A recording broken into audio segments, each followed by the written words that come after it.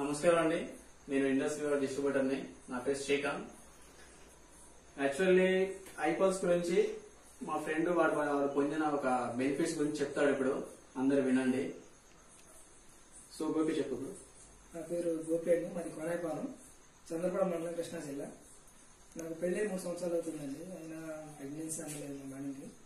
ఏంటని హాస్పిటల్ అడిగితే ఆరిట్ ఉంది అని టాబ్లెట్ వాడమంటున్నారు. టాబ్లెట్లు వాడాము, కానీ ఎటువంటి యూజ్ లేదు.